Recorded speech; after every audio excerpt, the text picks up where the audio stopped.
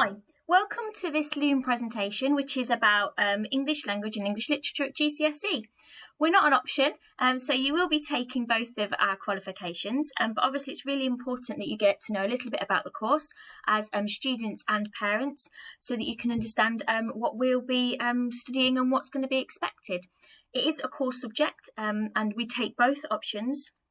So we take both subjects. So we do English language and English literature. All students do both of them, and I'm going to explain a little bit about the course.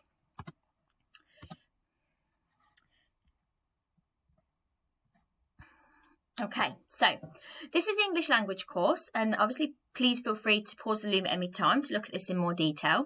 So there are two English language papers as it stands at the moment. So there's paper 1, which is creative reading and writing, and there's paper 2, which is transactional or writing with a viewpoint, reading and writing. So both exam papers have 4 reading questions, and throughout year 7 and 8, and then through year 9 as well, we'll be building up these skills and getting you ready for these exams, but also getting you ready for a wider use of English. And then you also will have practiced various types of writing, creative writing and transactional writing, things like writing a letter, writing an article, writing a blog, and this is what's assessed here. You can see the percentage of what it's worth for the exam. So each paper is worth 50% overall, and each section is worth 25%. So both exam papers are worth 80 marks. There's also a spoken language element to the English language course. This is a requirement of the course to be able to be awarded, but it is not worth any percentage of the final exam. On your certificate, you'll get pass, merit or distinction, very similar to how we have graded you at Key Stage 3, and you will have to do a presentation to a small group and take questions and give some feedback. The next part of the course is English literature. So we study these alongside each other, and at Key Stage 3 you'll have done everything all together and you won't necessarily have known which was language and which was literature. But when we get into year 9 we start to make that more explicit, but also at GCSE we very much have a language, we have different books even for language and for literature. So we have a yellow book for the English language course, and we have a blue book for the English literature course, so you've actually separated them and know which is which. So there's also 2 papers in English literature.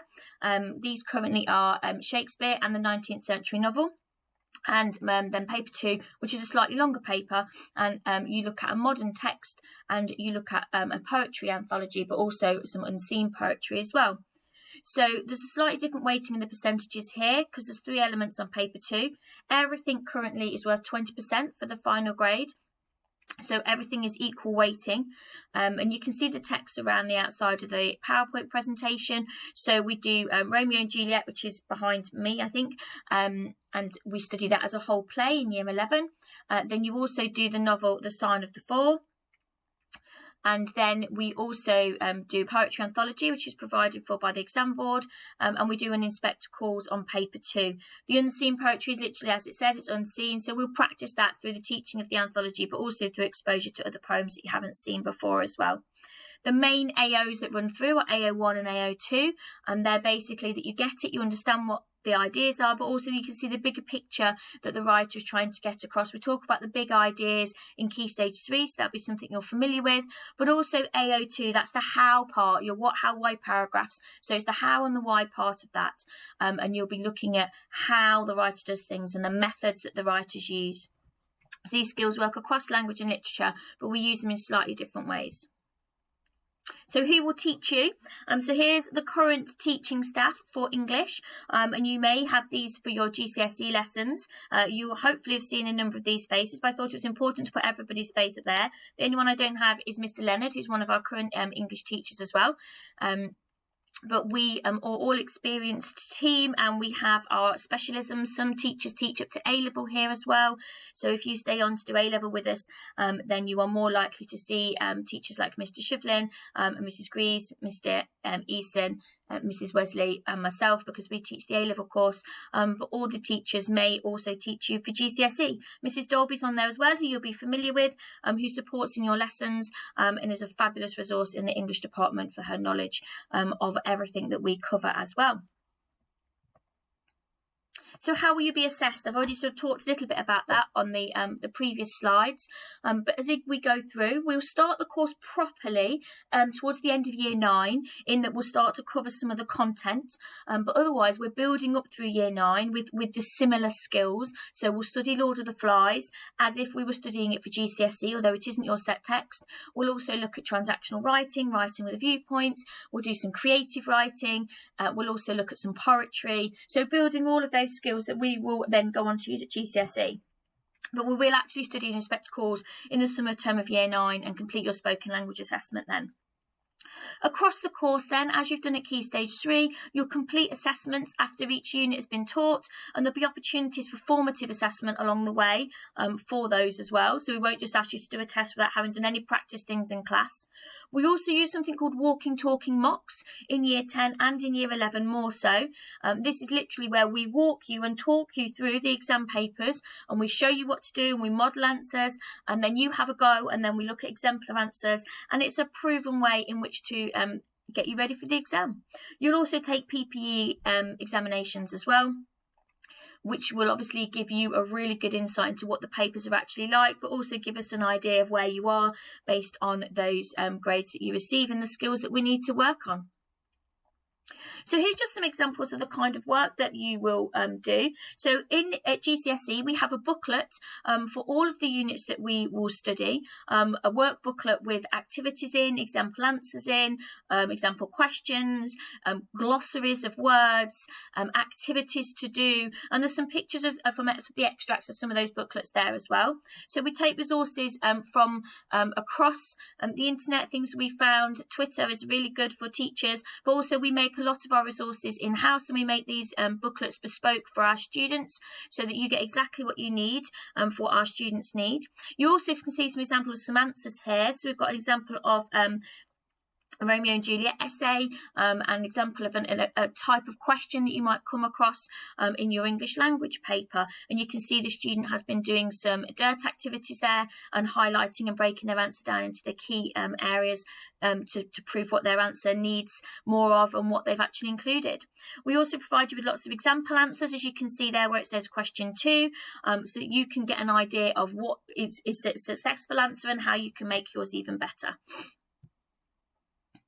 Here's some quotations. I'll just move myself across the screen a little bit. Here's some quotations from some students, because I thought it was important. You obviously don't get to decide whether you do this or not. It is something you have to do, and it is something that all employers and colleges will be wanting you to have done well in. So English and maths are at the core of your experience at Lutterworth College in terms of academic achievement, and these will complement what you choose as your options, whether that be graphic design, whether that is going to be PE or history, sociology, geography. All of those subjects are going to require you to read and access text, but also write answers, and you get extra marks for your technical accuracy, for example, in your history exams and in your PE theory. So it's really important to hone these skills now and make sure that you're doing your best as you can in English, and we're doing what we can to support you. So you might want to pause the slide and just have a read through what some students had to say here then with regard to English, which is really positive to hear.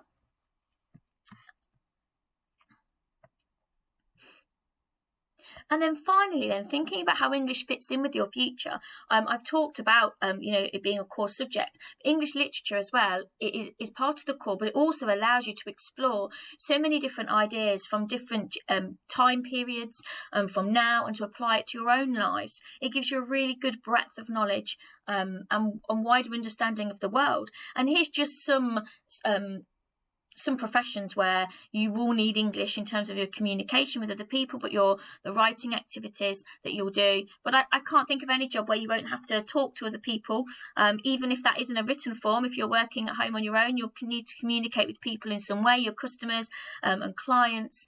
So English is at the root of are the root of success. So we've got things like lexicographers, librarians, solicitors, working in publishing or as translators, advertising, vloggers, teachers, radio presenters, TV presenters, the police, lawyers, nurses, doctors, copywriters, screenwriters, all sorts of careers are going to, you're going to be able to flourish with your English.